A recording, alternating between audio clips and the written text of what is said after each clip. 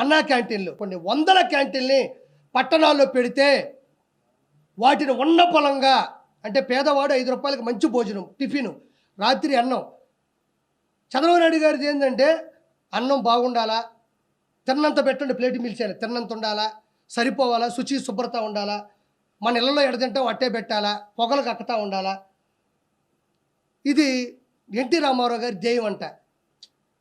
ఏ పేదవాడు మంచి భోజనం లేకుండా కడుపు ఆకలితో చచ్చిపోకూడదన్న ధ్యేయంతో పుడితే అన్నిటిని పగలగొట్టి అన్నిటిని విసిరేసి సచివాలయాలుగా, బరిలు కొట్టాలుగా, కొన్ని మళ్ళీ వైఎస్ఆర్సీపీ అడ్డాలుగా, కొన్ని కూల్చివేత చేసి ఈరోజు అన్నా క్యాంటీన్లు మొత్తం కొన్ని వందల కోట్ల రూపాయలని దుర్వినియోగం చేశాడు. ఇప్పుడు మళ్ళీ జగన్మోహన్ నాయుడు అని చిత్తూరు ఎమ్మెల్యేగా గెలిచాడు భారీ మెజార్టీతో విజయానందరెడ్డి మీద.